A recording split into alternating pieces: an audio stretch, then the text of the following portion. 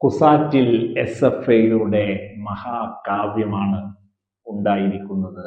രക്തസാക്ഷി ദിനത്തിൽ ഈ നാടിന്റെ രാഷ്ട്രപിതാവിന്റെ ഓർമ്മ ദിവസത്തിൽ SFI കുസാറ്റ് തിരിച്ചു പിടിച്ചിരിക്കുന്നു.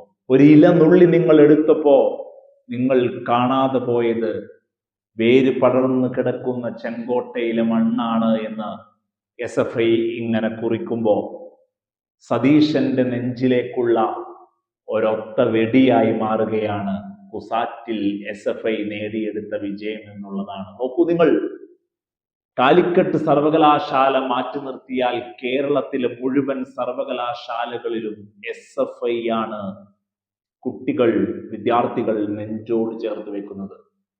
കഴിഞ്ഞ വർഷം ചില പ്രത്യേക സാഹചര്യങ്ങളാൽ KSU കുസാറ്റങ്ങ് നേടിയെടുത്തപ്പോ VD സതീശനും ഷിയാസും എറണാകുളം മണ്ഡലത്തിൽ കാട്ടിക്കൂട്ടിയ ഷോ ഓഫുകളുണ്ട്. Show of.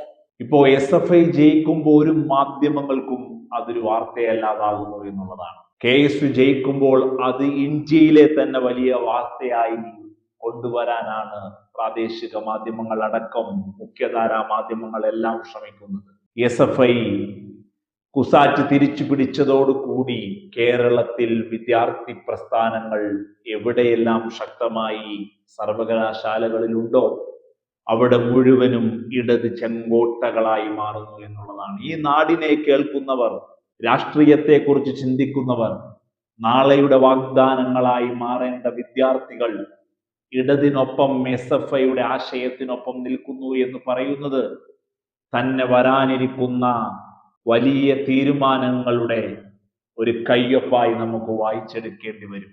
വരാനിരിക്കുന്ന തലമുറ ആരുടെ ഒപ്പമാണ്, ഏത് രാഷ്ട്രീയ പ്രസ്ഥാനമാണ് ആ തലമുറയെ കൺവിൻസ് ചെയ്യുന്നത് എന്നുള്ളതാണ്. ഏത് രാഷ്ട്രീയ ആശയമാണ് വിദ്യാർത്ഥികൾ കൺസീവ് ചെയ്യുന്നു എന്നുള്ളതും ഇവിടെ നമ്മൾ കണ്ടറിയണം. സതീശന്റെ നെഞ്ചത്ത് കൊടുത്തിട്ടുണ്ട് ശിവപ്രസാദ് എന്ന SFIയുടെ നേതാവ് ഇന്നലെ. മതനിരപേക്ഷത, മതേതരത്വം, ജനാധിപത്യമൊക്കെ ഇങ്ങനെ കപടമായ മുഖത്തോടു കൂടി കൊണ്ടു നടക്കുന്ന സതീശന്റെ മുഖം മൂടി അഴിഞ്ഞു വീണിരിക്കുന്നു.